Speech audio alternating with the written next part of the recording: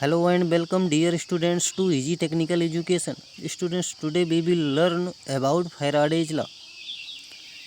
Faraday's law यानी Faraday का विद्युत चुंबकीय प्रेरण नियम।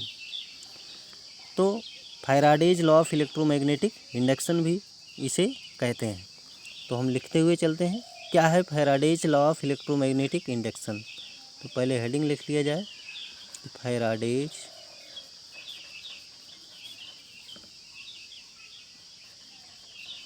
Law of electromagnetic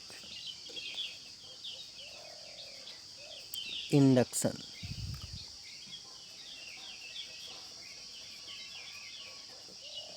Faraday's law of electromagnetic induction, Faraday का विद्युत चुम्बकीय प्रेरण नियम।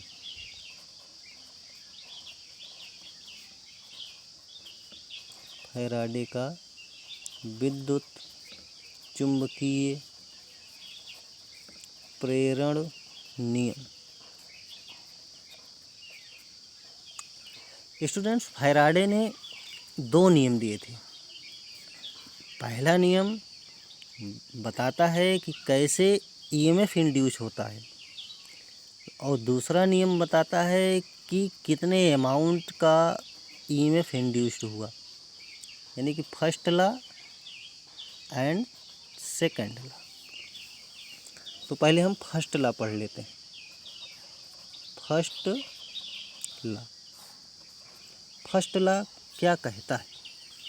फर्स्ट लॉ कहता है कि when a conductor is placed in a varying magnetic field then EMF induced, यानी कि जब एक धारावाही चालक किसी बैरिंग चुंबकीय क्षेत्र में रखा जाता है, यानी कि ऐसा चुंबकीय क्षेत्र जो घट बढ़ रहा हो, तो विद्युत वाहक बल उत्पन्न हो जाता है। तो इसको भी हम लिख लेते हैं कि when a conductor is placed in a bearing magnetic field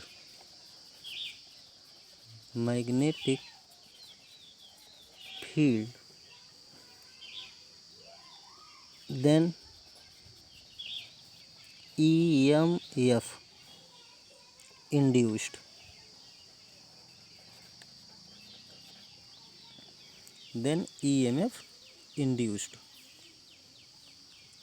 Hindi में भी लिख लेते हैं कि जब किसी धारावाही चालक को किसी बैरिंग चुंबकीय क्षेत्र में रखा जाता है तो विद्युत वाहक बल उत्पन्न हो जाता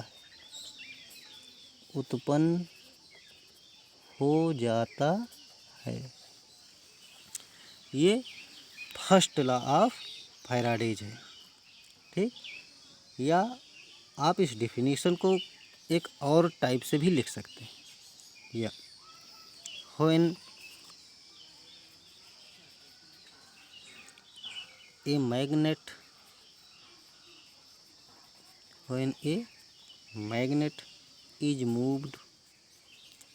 is moved into and out of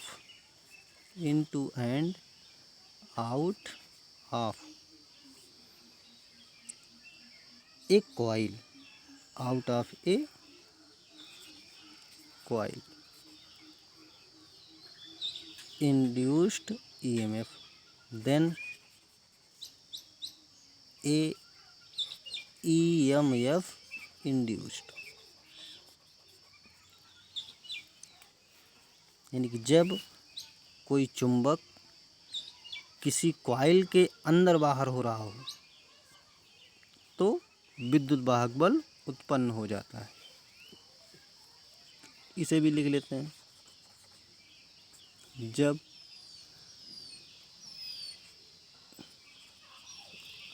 एक चुंबक किसी कॉइल के अंदर बाहर हो रहा हो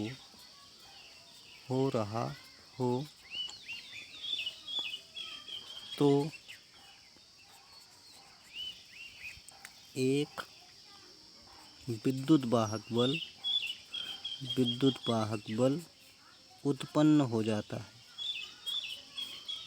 उत्पन्न हो जाता है। ठीक। अब देखिए, इसे समझ लेते हैं कैसे विद्युत वाहक बल उत्पन्न हो जाता है। तो आप लोगों को पता है कि जैसे कि ये एक कॉइल है, इस कॉइल में हम कोई एक मैग्नेट क्या करें, इसके अंदर ले जाएं और फिर इसके बाहर ले जाएं, अंदर बाहर करें। ठीक, सिंपल। जैसे कि आपकी ये कोई सपोज कर लो मैग्नेटिक फील्ड है और ये आपका कोई मैग्नेट है, ये मैग्नेट है। अब इस मैग्नेट को इस कॉइल के अंदर बाहर करें तो फिर क्या होगा, एक चुंबकीय विद्युत वाहक बल उत्पन्न हो जाएगा। कैसे उत्पन्न हो जाएगा? अच्छा, एक चीज़ और यहाँ पे समझ लीजिए, क्या कि अगर ये चुंबक अंदर बाहर ना हो तो कोई विद्युत वाहक बल उत्पन्न नहीं होगा। तो इसे भी लिख लेते हैं कि ए स्टैटिक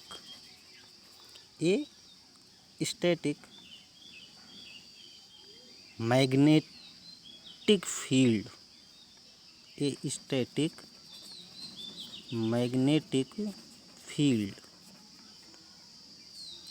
never produce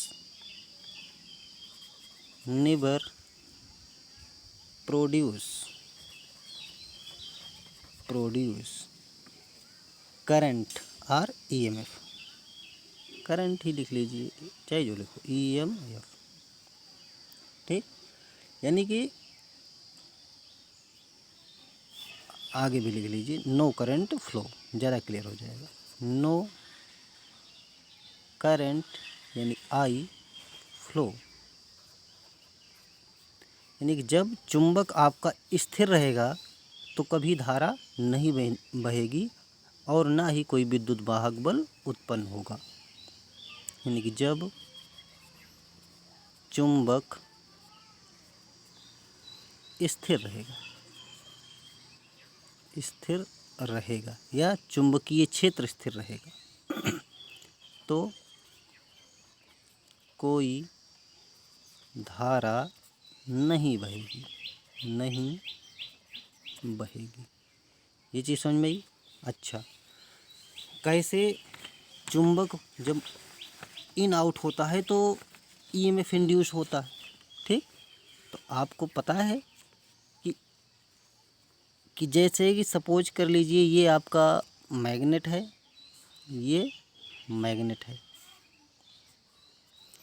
इधर NS और ये आपकी कॉइल है।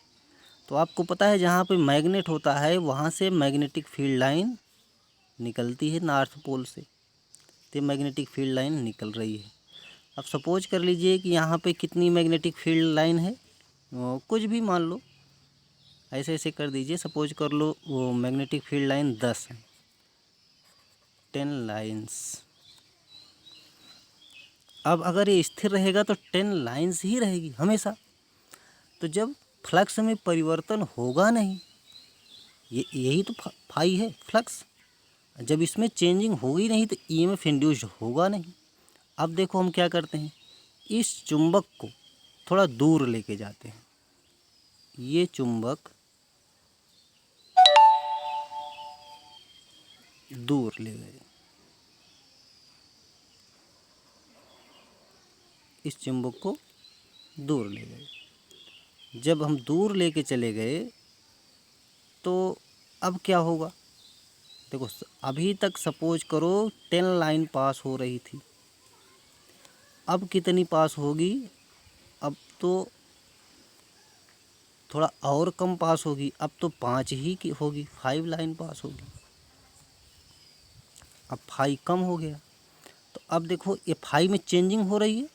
अब क्या करो आप इस मैग्नेट को अब इसके और पास लेके आ जाओ, इस कॉइल के और पास।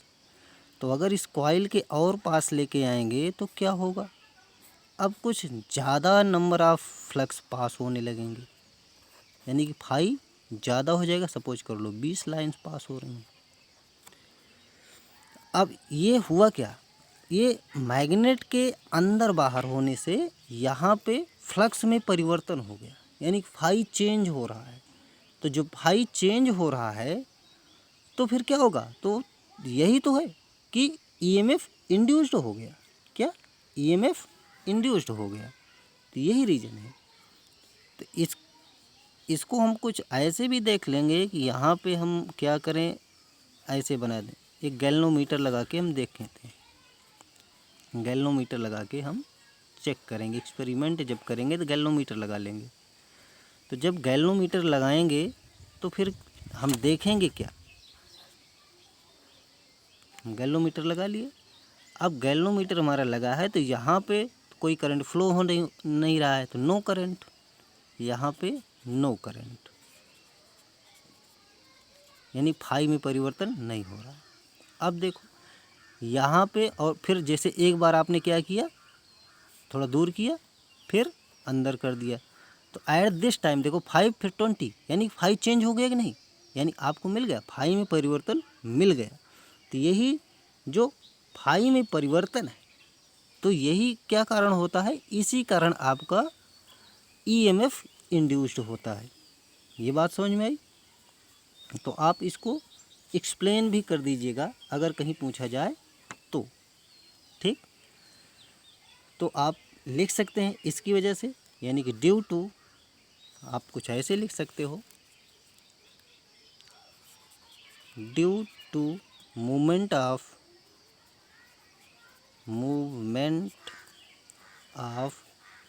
मैग्नेट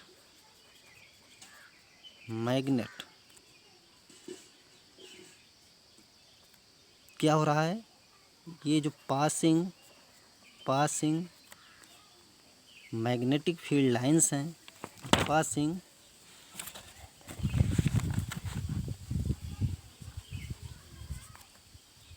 मैग्नेटिक फील्ड लाइंस, इसी को हम क्या बोलते हैं, फ्लक्स, यानी फ्लक्स चेंज। जब फ्लक्स चेंज हो गया तो फिर क्या हुआ, then EMF induced, then EMF induced. ये बात समझ में आई, क्यों ईएमएफ इंड्यूस्ड हुआ, यानी कि जो फ्लक्स चेंज हो गया तो ईएमएफ इंड्यूस्ड हो गया। अब हम पढ़ क्या लेते हैं, सेकेंड लॉ। क्या पढ़ते हैं, सेकेंड लॉ। ये चीज़ समझ में आया, एक बार फिर से रिपीट करें, देख लीजिए इसका एक्सपेरिमेंट कैसे।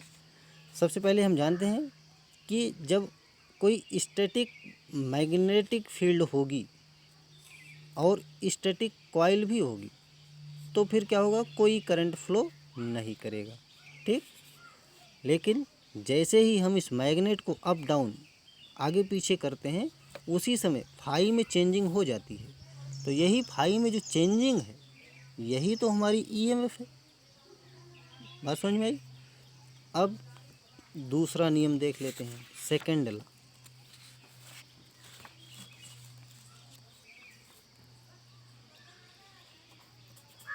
सेकेंड लॉ अब सेकंड लॉ क्या बताता है, पहले ही आप लोगों को मैं बता चुका हूँ कि second law magnitude of EMF present करता है, यानी कि कितने अमाउंट में ये जो ईएमएफ है वो बना। तो इसको भी लिख लेते हैं कि the in EMF induced the EMF induced across the coil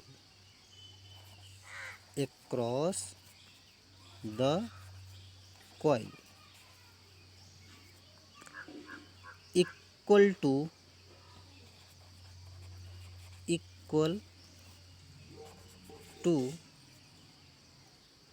rate of change of flux in the coil। ये चीज़ समझ में आई कि द ईएमएफ इंड्यूस्ड होता है अक्रॉस द कॉइल, यानी कि कॉइल के अक्रॉस। इसकी डिफिनीशन क्या होगी, ये किसके बराबर होगा, यानी कि rate of change of flux in the coil. इसको हम मैथमेटिकली ऐसे कुछ लिख सकते हैं, E equal to negative N d phi upon d t, जहाँ पे एन क्या है, नंबर ऑफ टर्न्स। एन क्या है, नंबर ऑफ टर्न, कितने कॉइल में टर्न्स हैं। आपको पता है कॉइल कुछ इस तरह होती है। अब फर्स्ट लॉ मैंने आपको एक कॉइल लेके समझाया था, ठीक। अब यहाँ पे आपको एक चीज़ और परेशानी में डाल रही है, नेगेटिव साइन। तो नेगेटिव साइन क्या रिप्रेजेंट करता है, इसको भी लिख लीजिए आप। नेगेटिव साइन क्या रिप्रेजेंट करता है, यानी shows that EMF induced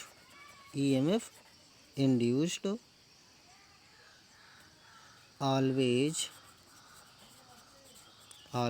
oppose the change of flux,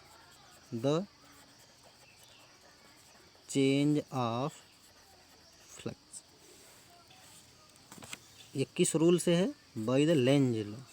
किसके द्वारा, लेंज लॉ। लेंज ने ऐसे बताया कि जो ये नेगेटिव साइन है यह क्या रिप्रेजेंट करता है कि जो ईएमएफ इंड्यूस्ड हुआ है वो हमेशा किधर होगा, यानी कि उल्टी दिशा में होगा। किसके, चेंज ऑफ फ्लक्स की। ये जो चेंज ऑफ फ्लक्स है इसके हमेशा उल्टा ही, विपरीत ही काम करेगा। बात समझ रहे हैं। अभी लेंज लॉ इसके बाद आपको हम डिटेल में बताएंगे। तो यहाँ पे सिर्फ इतना ही समझो कि नेगेटिव साइन का क्या मीनिंग है, ठीक है। तो अब आप इसको क्या लिख सकते हो, जैसे आप E इज इक्वल टू, आगे आप लिख सकते हैं E, या इसी को V भी कहते हैं, वोल्टेज और ईएमएफ, ठीक। E is equal to d phi, मतलब चेंज इन फ्लक्स, इसको लिख सकते हैं, यानी कि phi 2 minus phi 1 upon t, यानी कितना टाइम लगा। आपको फाई के बारे में, यानी कि मैग्नेटिक फ्लक्स के बारे में पहले भी बताया जा चुका है। ये क्या होती है, phi equal to B A cos theta. इतना समझ में आया। अब आगे देखते हैं कि यहाँ से आपको और कुछ भी मिल सकता है कि नहीं। यहाँ से आपको एक रिलेशन और याद होगा, ओम्स लॉ। यहाँ लिखिए according to Ohm's law, according to Ohm's law, Ohm के नियम के अनुसार। ओम लॉ क्या था, V equal to I R. Ohm law क्या था, V equal to I R. तो यहाँ से आप I अगर निकालोगे तो क्या हो जाएगा, I equal to V by R. तो अब देखो I इक्वल टू बी, यहाँ पे क्या है, यही E है, E अपॉन आर। आप ऐसे भी इस इक्वेशन को लिख सकते हैं। ये क्या है आपका second law of electromagnetic induction. इसको दिया किसने? फैराडे ने दिया। बात समझ में आई? फिर से एक बार हम सेकंड लॉ समझ लेते हैं। सेकंड लॉ क्या कहता है? सेकंड लॉ बताता है कि मैग्नीट्यूड ऑफ ईएमएफ वो कितना होगा, यानी कि rate of change of flux. Rate of change of flux यानी फ्लक्स के परिवर्तन की दर, हिंदी में भी लिख लेते हैं, फ्लक्स के परिवर्तन की दर को विद्युत वाहक बल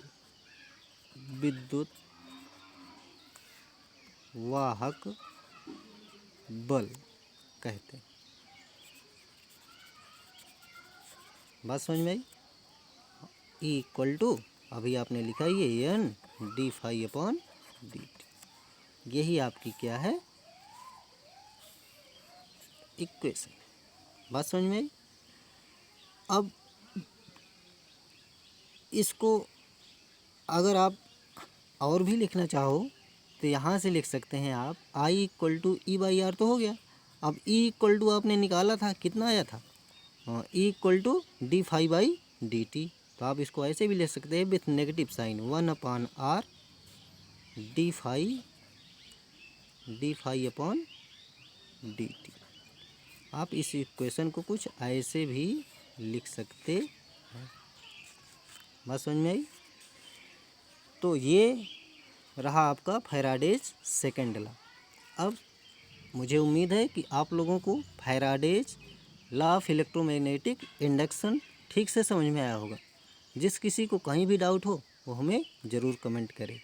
अगर आपको ये वीडियो पसंद आया है, समझ में आया है, तो आप इस वीडियो को लाइक, सब्सक्राइब और शेयर करना न भूलें। Thank you, thanks for watching.